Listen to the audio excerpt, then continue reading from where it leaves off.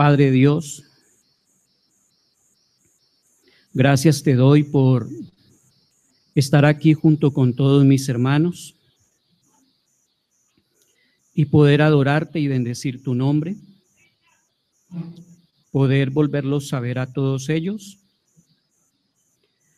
Y ahora que me permites servirle a ellos, a ti, a través de la palabra, imploro tu ayuda, tu gracia y tu dirección, y que la gloria de Jesucristo sea exaltada en este momento. Bendice, por tanto, los corazones y los oídos de todos los que están aquí reunidos, y dame el respaldo, la confianza en tu nombre, para enseñar lo que tu palabra nos muestra. Todo esto, Señor, te lo imploro y te lo ruego en tu Hijo Jesucristo. Amén y amén. Quiero pedirles el favor que abran la Biblia en Primera de Pedro, capítulo 1, versículo 10 hasta el 12.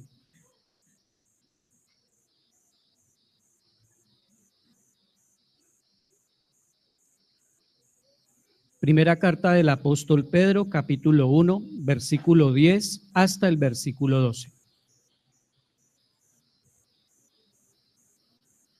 Y les pido, por favor, coloquen allí la cintica de la Biblia, que vamos a meditar en esa parte, ¿sí? Dice así: acerca de esta salvación, los profetas que profetizaron de la gracia que vendría a vosotros, diligentemente inquirieron e indagaron, procurando saber qué persona o tiempo indicaba el Espíritu de Cristo dentro de ellos, al predecir los sufrimientos de Cristo y las glorias que seguirían.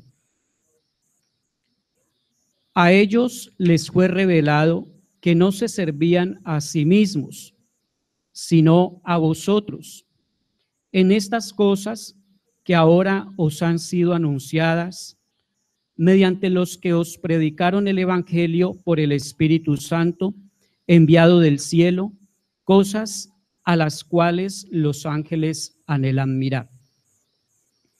Amén.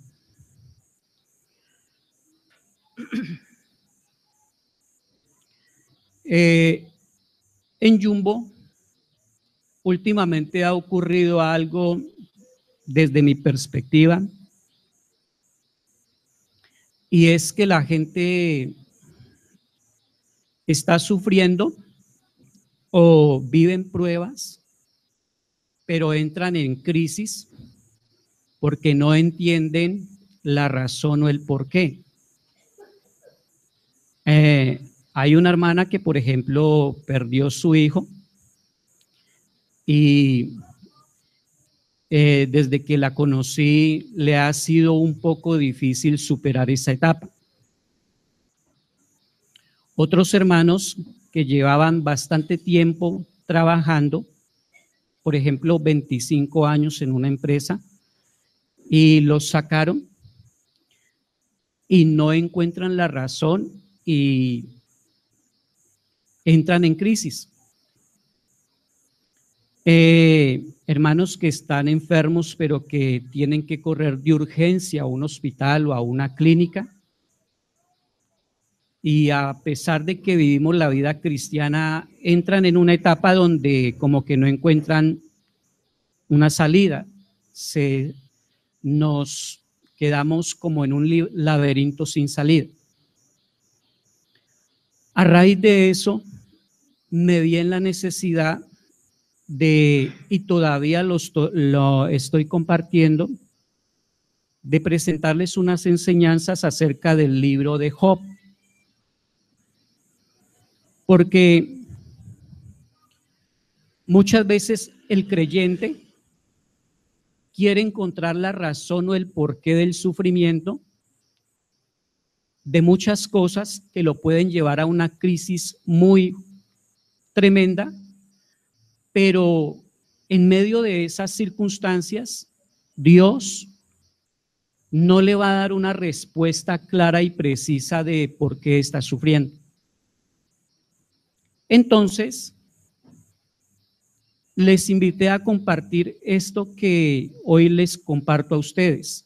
El título de la enseñanza es La grandeza de la salvación que Dios nos ha dado. Y nosotros debemos entender de que antes de que Cristo venga o nosotros partamos a la presencia de Él, todas las circunstancias, por muy difíciles o adversas que sean, están perfectamente diseñadas y programadas en el propósito de Dios. Cada circunstancia, cada etapa, forma parte del proceso y del diseño que Dios tiene para que en ese lazo de tiempo sea perfeccionada y diseñada la imagen de Cristo en nosotros. Eso quiere decir que no todas las circunstancias son o producen alegría, gozo. También hay circunstancias y eventos que producen tristeza y también producen lágrimas y producen momentos donde uno cree que no va a haber salida. Entonces, me vi en la necesidad de compartir estas enseñanzas y quisiera compartirles a ustedes este tema en el día de hoy. Mis hermanos y todos los que hoy han venido, aquellos a quienes Dios ha aceptado en su Hijo amado y que han sido llamados eficazmente y santificados por el Espíritu, no pueden caer ni total ni definitivamente del estado de gracia, sino que ciertamente han de perseverar en él hasta el fin, por lo tanto, serán salvos eternamente. ¿Sí? Si estás en Cristo y Dios ha hecho un llamamiento eficaz en ti, la Biblia nos enseña y nos ilustra que no podemos caer total ni definitivamente del estado de gracia. Esto permite mostrarnos que estos creyentes o los que confían y están despojados en los brazos de Cristo tienen un firme fundamento sobre el cual edificar. Aunque torrentes de error inunden la tierra y Satanás levante contra ellos todos los poderes del mundo y todas las iniquidades del corazón, aún así jamás fracasarán, sino que perseverando hasta el fin heredarán las mansiones preparadas para ellos desde antes de la fundación del mundo. Y ustedes pueden ver a través de las Escrituras innumerables cantidades y evidencias de todo esto que nos ilustra el Señor en medio de la Escritura. Pero dentro de esas evidencias ustedes pueden ver fruto de este fundamento la fe y el arrepentimiento, los cuales son dones de Dios que Él nos ha dado.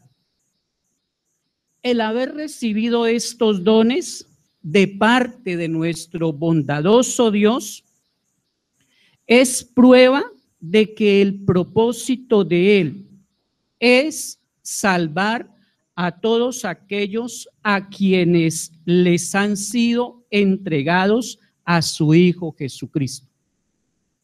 ¿Sí? El hecho, mis hermanos, de tener estos dones es una clara evidencia. Y esos dones nos ayudan, nos preparan para que, como les dije al principio, el propósito de Dios que comenzó en nosotros se lleve a su feliz término, que es el carácter, la naturaleza y la imagen de Cristo en todos nosotros. Los verdaderos creyentes tienen dentro de sí mismos el principio de vida eterna, es decir, el Espíritu Santo de Dios. Y como el Espíritu Santo de Dios vive dentro de ellos, ya son potencialmente santos, ¿sí? Y aunque sean sometidos a diversas pruebas, y por favor note esto, aunque no las entiendan, no sepan el motivo y la razón por la cual pasan por X o Y circunstancia donde parece que fueran a claudicar, mis hermanos, en ellos será perfeccionado el propósito de Dios hasta el fin. Y el mismo hecho de que haya lucha y dolor y que va a haber en ellos, mis hermanos, la misma evidencia de las pruebas es señal de que la vida y promesa está en ellos para consumar la victoria de Dios. Entonces, con todo esto, lo que les estoy mostrando o invitando a recordar, que creo que ustedes lo han meditado muchas veces, es en la preciosa doctrina cristiana de la perseverancia de los santos. La perseverancia de los santos. Cada día yo sufro de miopía, ¿sí? Y si ustedes se colocan estas gafas, les da mareo. ¿Usted por qué tiene eso tanto aumento? Porque sufro mucho de miopía. Pero mis hermanos, Dios hizo algo mucho más glorioso.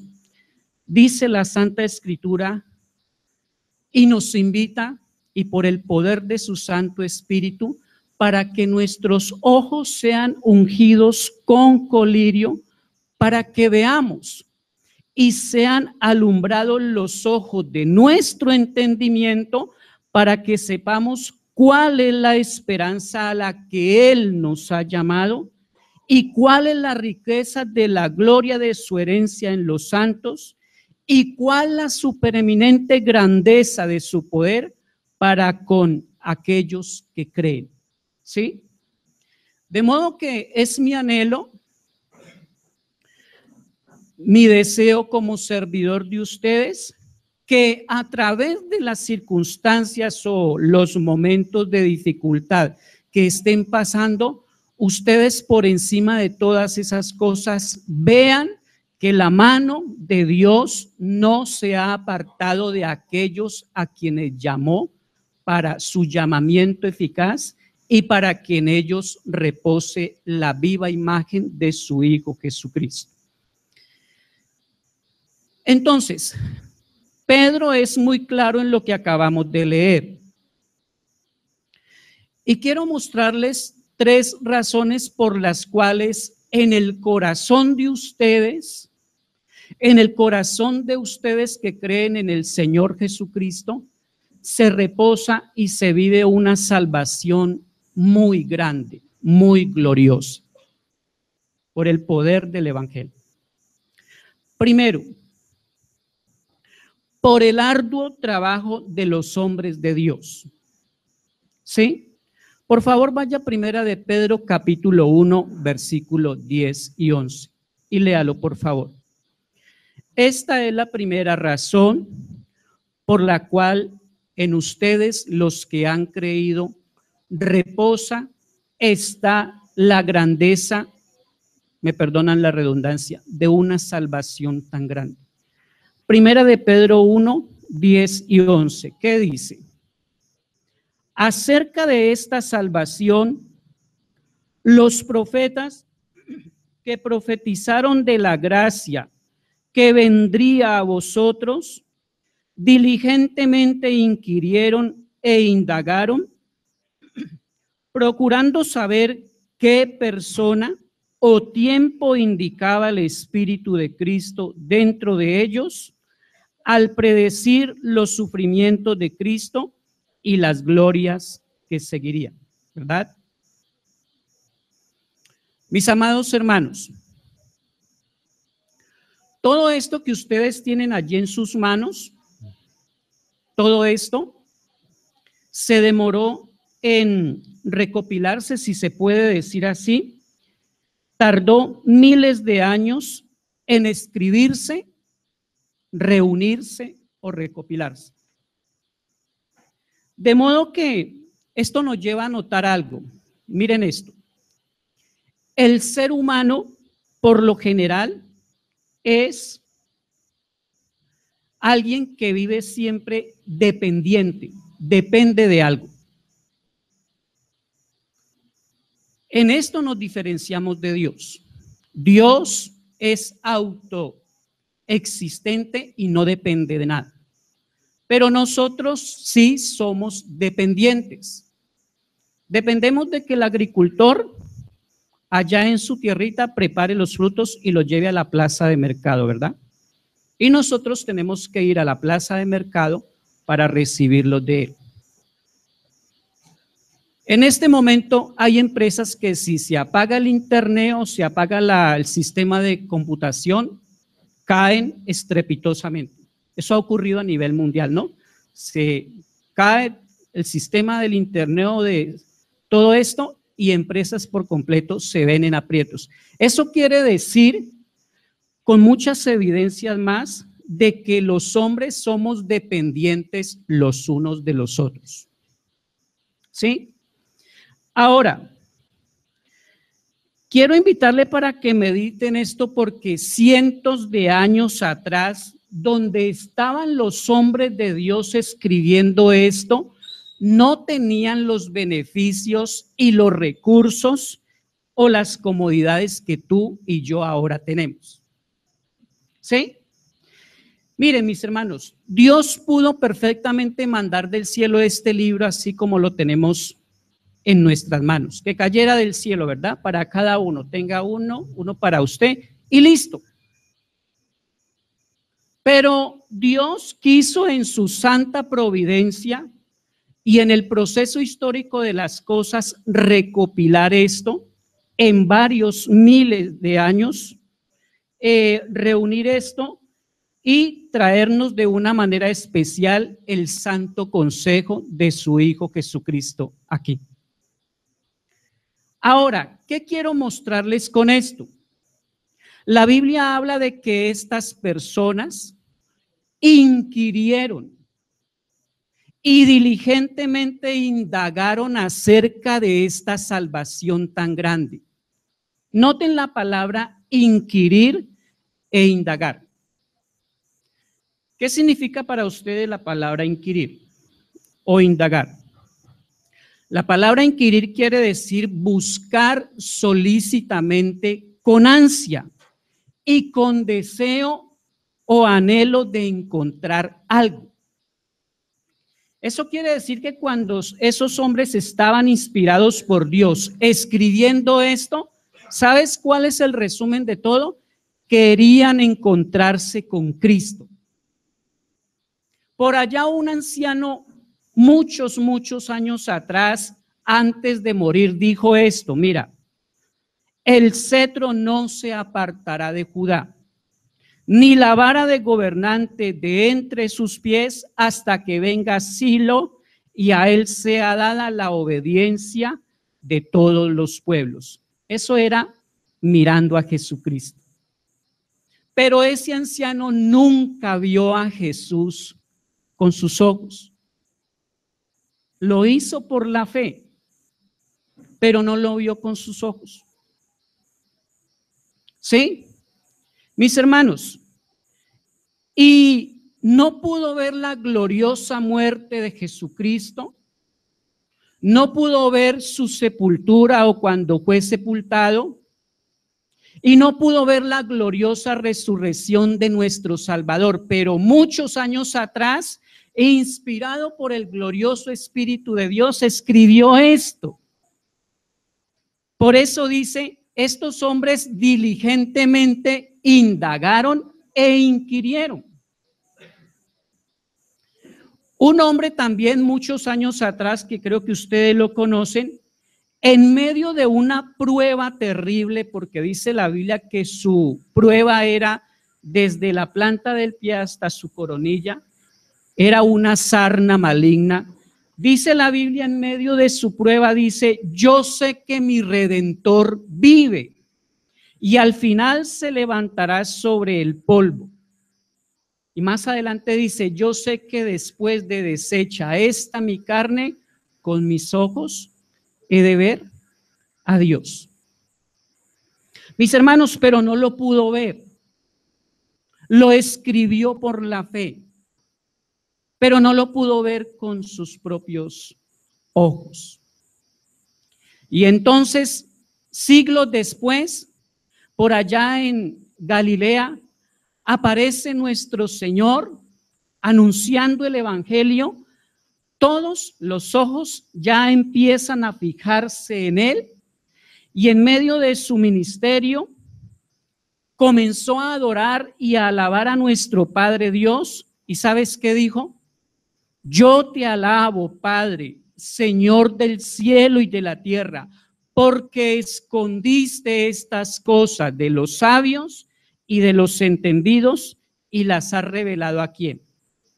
A la iglesia, a su pueblo, a los niños, ¿verdad? Y cuando miró a sus discípulos, porque aún no alcanzaban a meditar quién estaba allí enfrente, les dijo, bienaventurados los ojos que ven lo que vosotros veis, porque os digo que muchos profetas y reyes desearon ver lo que vosotros veis y no lo vieron, y oír lo que oís y no lo oyeron. Mis hermanos, ¿para qué les relato todo esto? Porque todo esto fue escrito para ustedes. Dios organizó todo esto en su obra providente y lo tenía preparado para nosotros. Por eso dice el texto, esta salvación tan grande estaba preparada para nosotros, ¿verdad? Ahora, mis hermanos,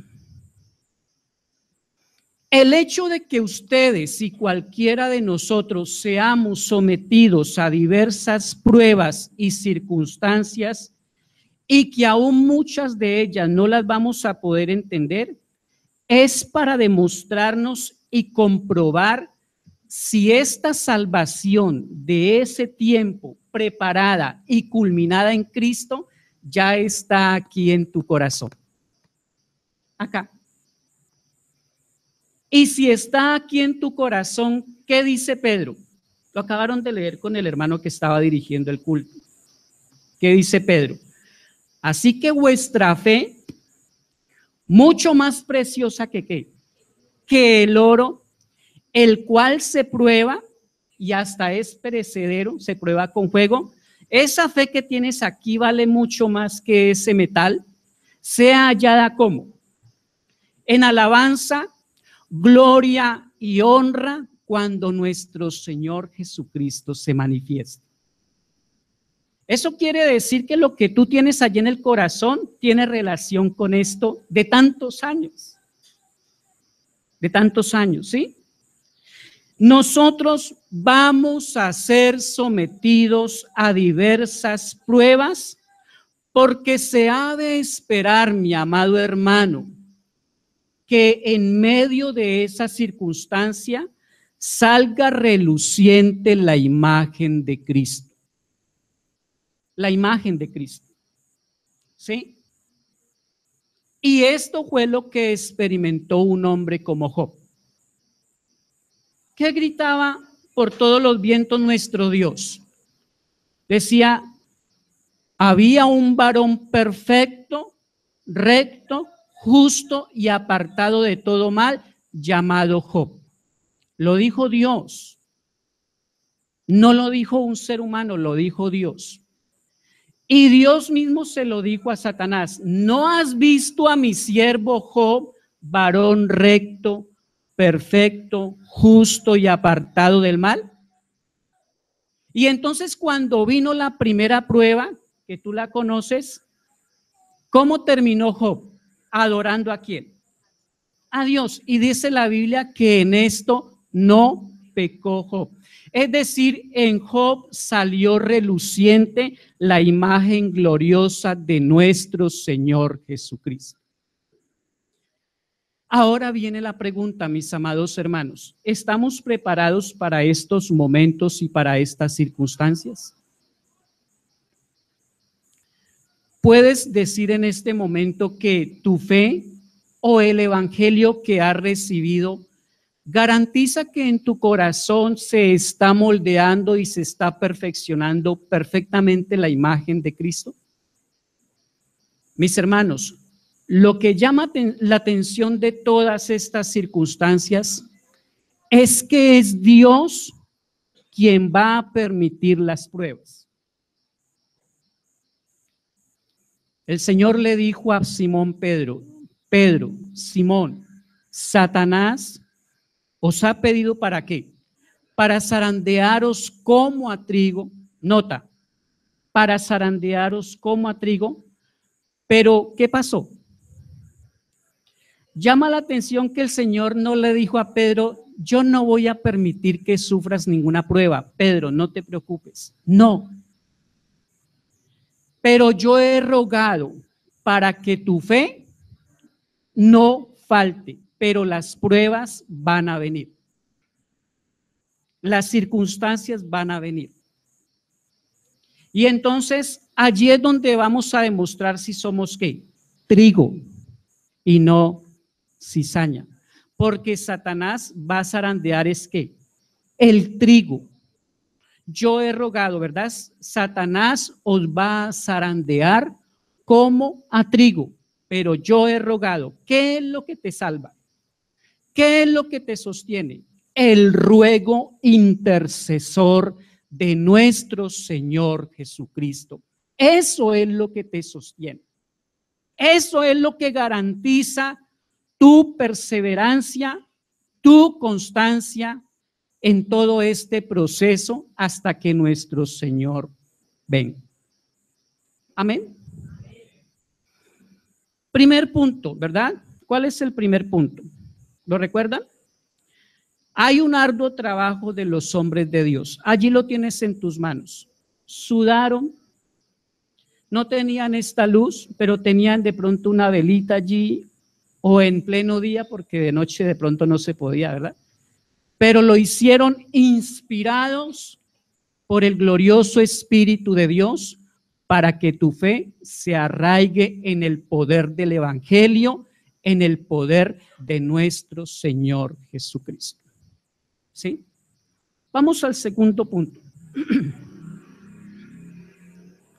Segundo, porque hay un deseo vehemente de los ángeles.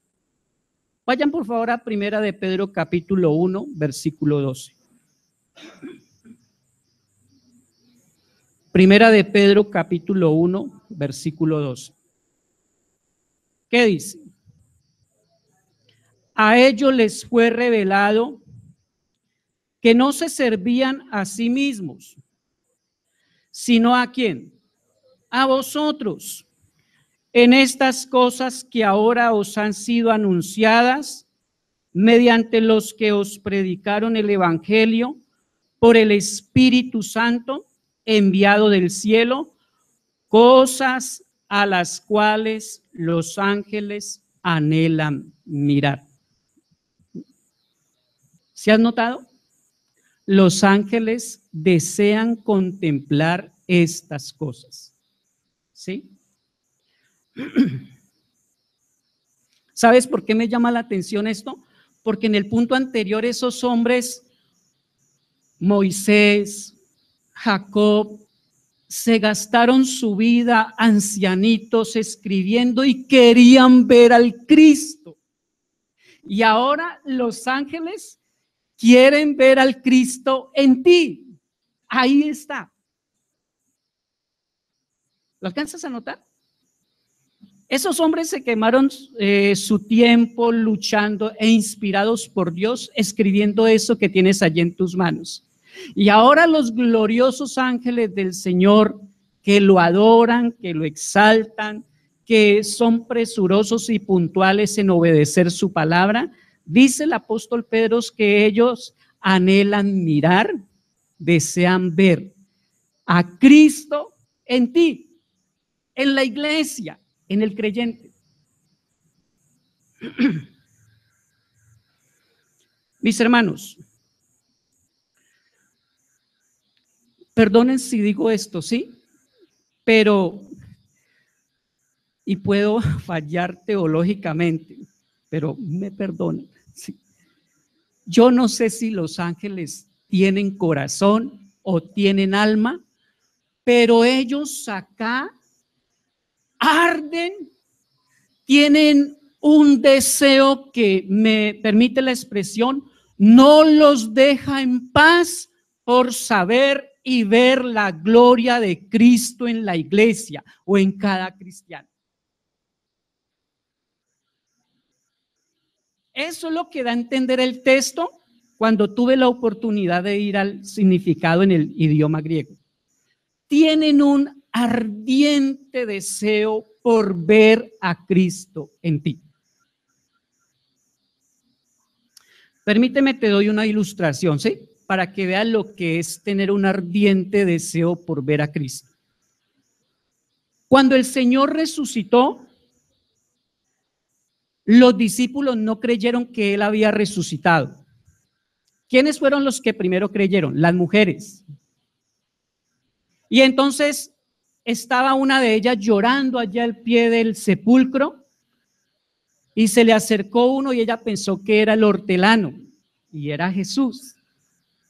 Y entonces ella, de verlo, lo cogió de sus pies y lo adoraba tanto que el Señor le dice: déjame, porque tengo que ir a mis hermanos. Estaba feliz y dichosa. Y entonces, después de que lo dejó, ella se fue corriendo a decirle a Pedro y a Juan: he visto al Cristo resucitado. Ella estaba llena de alegría, no cabía, estaba dichosa. Pero Pedro y Juan no creían. Entonces ellos dos se fueron corriendo al sepulcro y miraron la tumba con la piedra corrida. Y entonces entró Pedro con un deseo vehemente por saber qué era lo que había pasado. Y cuando entró, vio los lienzos ordenaditos, ¿recuerdas? Allí colocaditos. Ese deseo que tenía Pedro de correr para ir a ver el sepulcro, ese es el deseo que viven los ángeles. Pero ya no quieren ir a un sepulcro, ya no quieren ir a esa cruz, quieren ir es al corazón tuyo, al corazón de mi hermano y de mi hermana, para ver el evangelio de Jesucristo, para ver la imagen de Cristo en ustedes. Eso es. Yo a veces me pregunto, ¿cuántos ángeles habrán aquí? O allá en la congregación del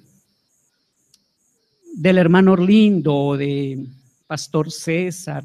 ¿Cuántos ángeles estarán viendo?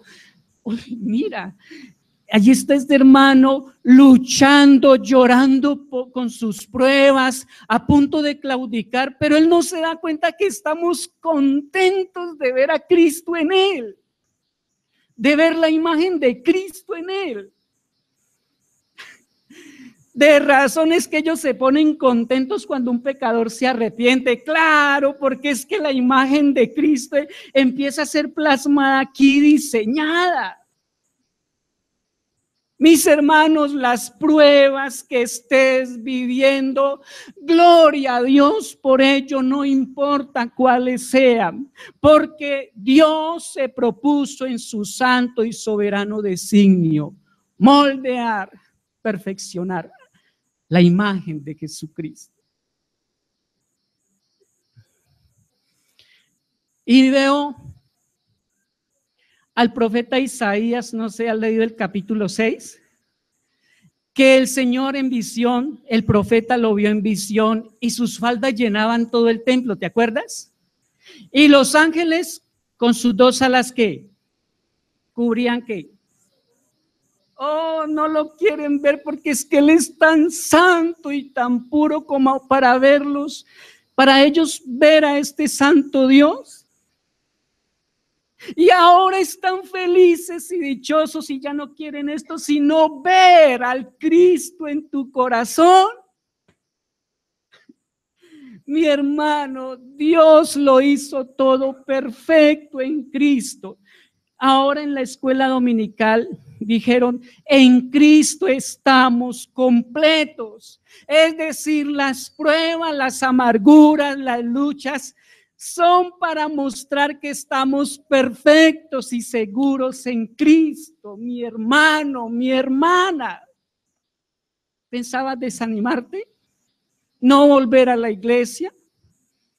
No seguir luchando por tu hogar cuando Cristo es el que te da las fuerzas.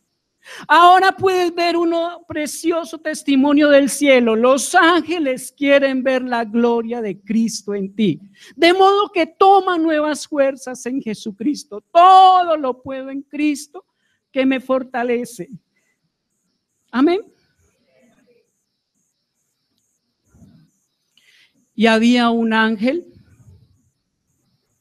principal diseñado por Dios de una manera, creado por Dios de una manera muy especial. Todos los honores eran para él. Y entonces su corazón concibió maldad, ¿recuerdas? Y entonces quiso ser como él, tumbarlo, destronarlo. Y entonces Dios no permitió esto. Y ahora ver todo diferente, que esa legión de ángeles que rodean el trono de Dios, ahora quieren es adorar, exaltar y glorificar a Cristo por lo que Él está haciendo en nosotros.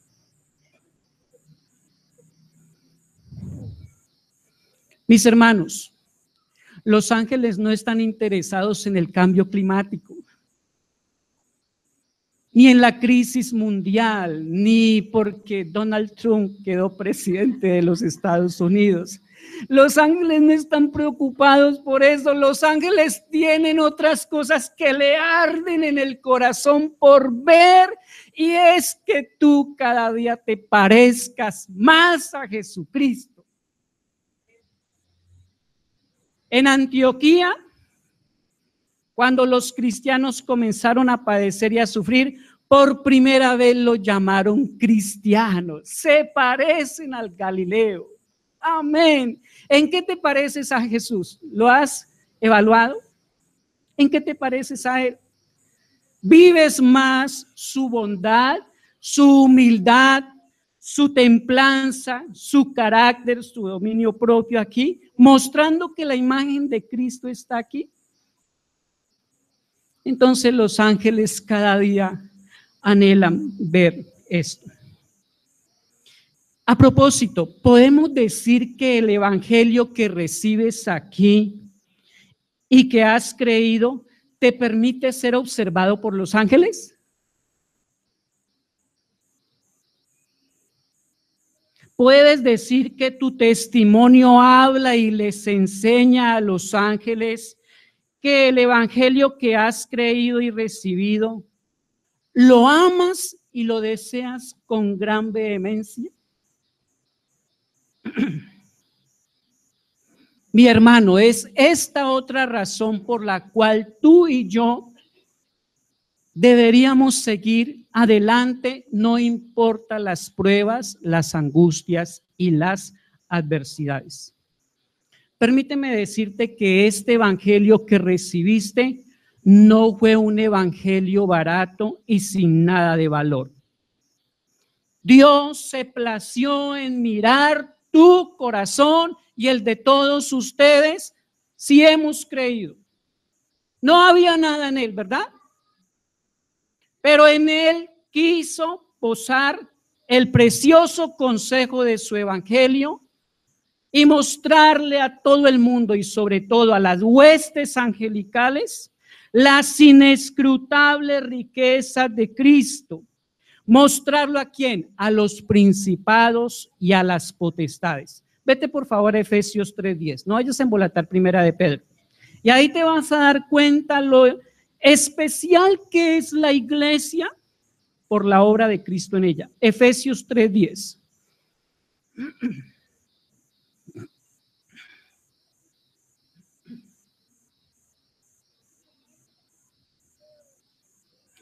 ¿Lo encontraste? Búscalo, por favor.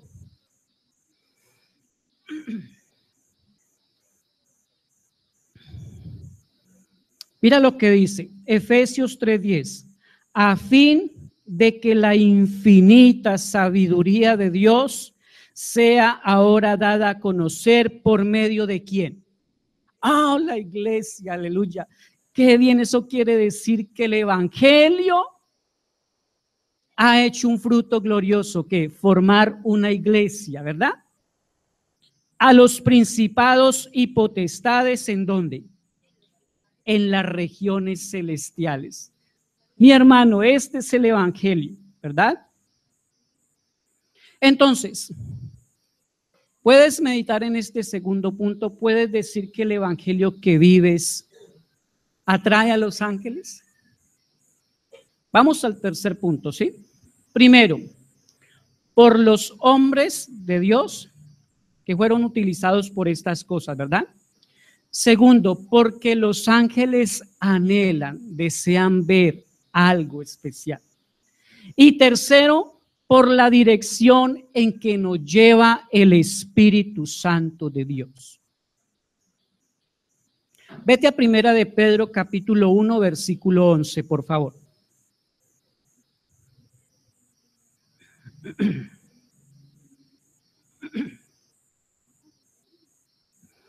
Primera de Pedro, capítulo 1, versículo 11. ¿Qué dice? Procurando saber qué persona o tiempo indicaba el Espíritu de Cristo dentro de ellos al predecir los sufrimientos de Cristo y las glorias que seguirían tras ellos, ¿verdad? Está la dirección del Espíritu Santo de Dios. ¿Para dónde nos dirige el Espíritu Santo? Para recordar, vivir y tener muy en cuenta aquí los sufrimientos de Cristo y las glorias que vendrían después.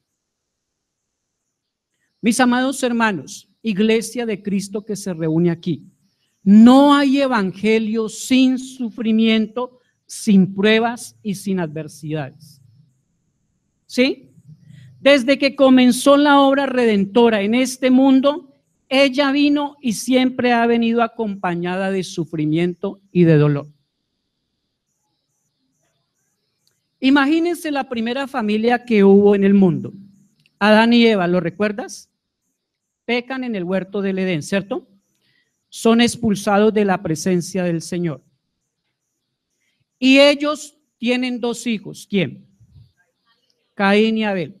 Pero ¿te imaginas esa primera familia cuando Adán y Eva reciben la noticia de que su hijo mayor mató al hermano menor? ¿Qué pasaría en esa familia? ¿Te imaginas? ¿Qué harías tú con dos hijos varones? Que el mayor mató al menor. Amar al asesino, no sabes, entras en crisis, ¿qué hago? Señor, ayúdame. Mira la primera familia. Y lo primero que ocurre, o una de las consecuencias, es que el hermano mayor mata al hermano menor. Entonces, esto te muestra que comenzó la redención, comenzó con sufrimiento y desdichas para los creyentes. Pero ¿sabes qué estaba detrás de todo esto? La intensa batalla que se libraría y todavía se está librando entre Dios y Satanás. ¿Sí? Las pruebas, las circunstancias por las cuales como creyentes atravesamos son la oportunidad para sacar a relucir el amor y la gracia que Dios ha depositado en nosotros. Vamos por favor a Primera de Juan capítulo 3, versículo 11 al 14.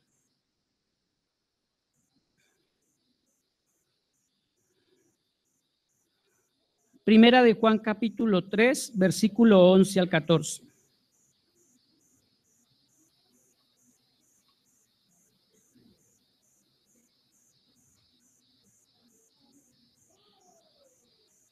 ¿Lo encontraste? No el Evangelio, sino la carta, ¿no? Primera de Juan 3, 11 al 14. ¿Qué dice? Porque este es el mensaje que habéis oído desde el principio. ¿Cuál?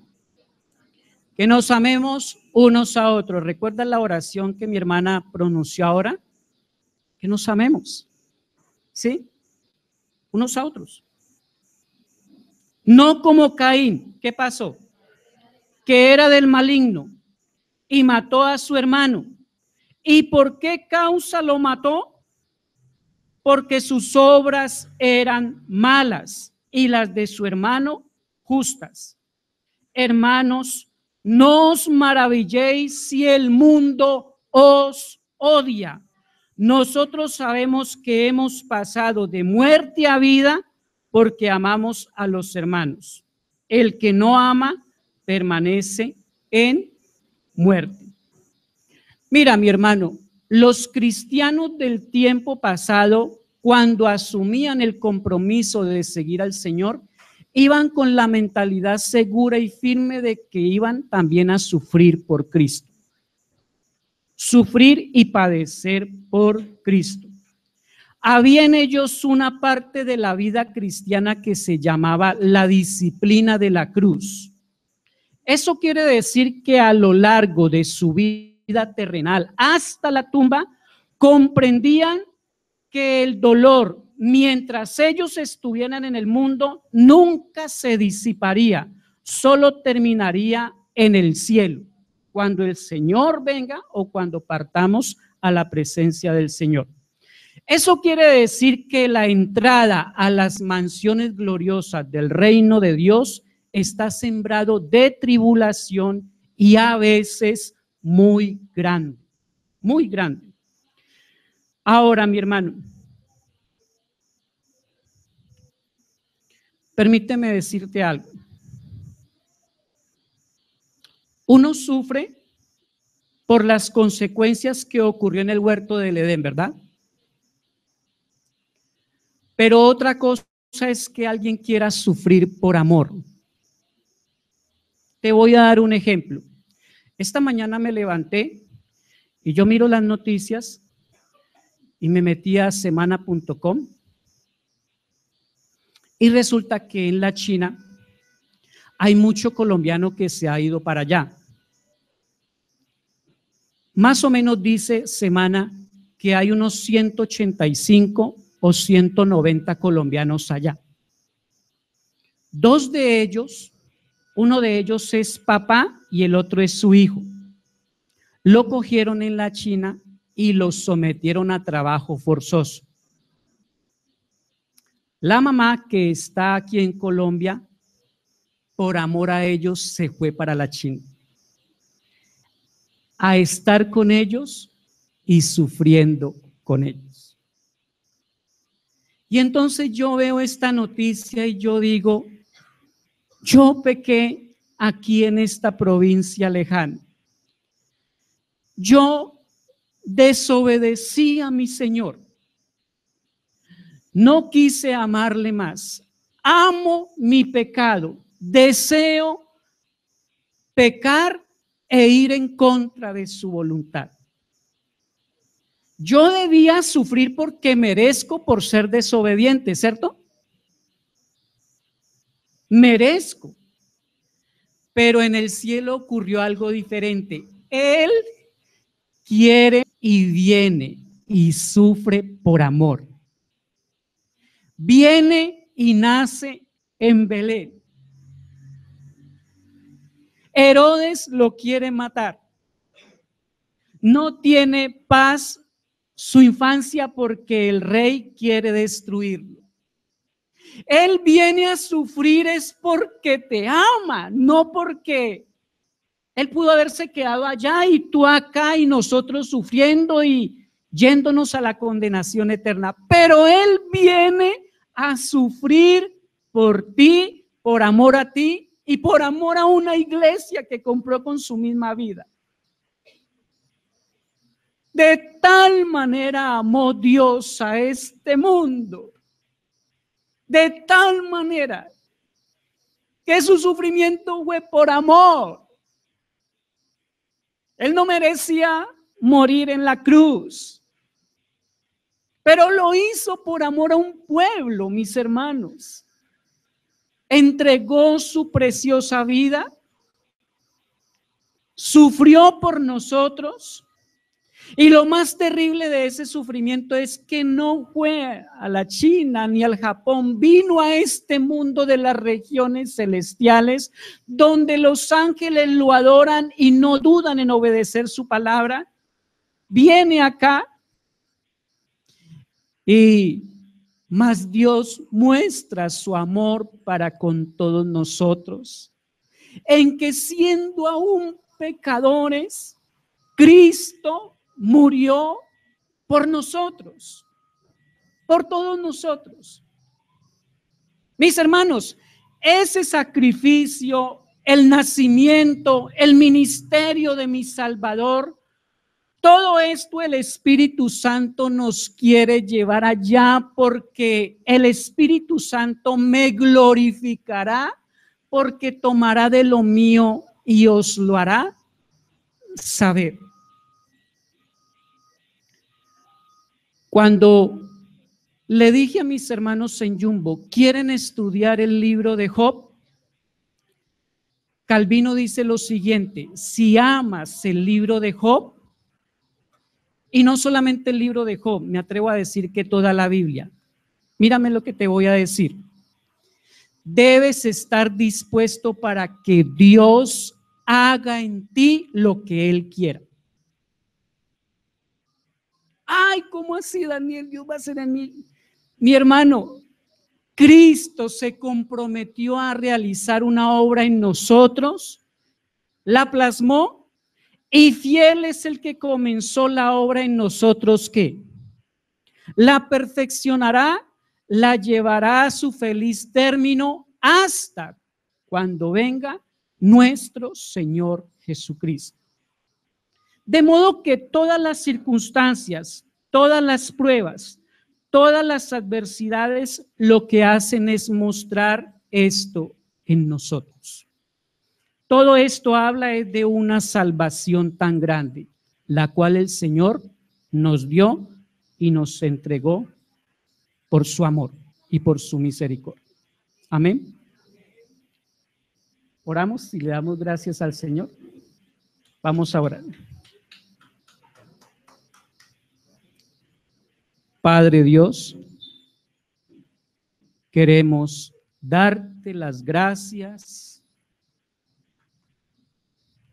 queremos bendecir tu nombre. Señor, los cielos y la tierra cuentan tu gloria. Todo lo que está a nuestro alrededor testifica de tu inmenso amor y de tu inmensa misericordia. Pero a la iglesia, a tu pueblo, le diste la bendición de conocer, de vivir, de testificar en todos sus días, en este peregrinar, que en sus corazones está plasmada y diseñada la preciosa imagen de tu Hijo. Bendícelos, Señor, bendícelos y guárdalos, y que esta breve disertación tu Santo Espíritu la haya tomado para bendecirlos a todos y a cada uno de ellos. Señor, te damos las gracias, te adoramos. Nunca podremos cesar o terminar de darte las gracias por una salvación tan grande. Padre, todo esto lo hacemos para la gloria de tu Hijo Jesucristo. Amén y amén.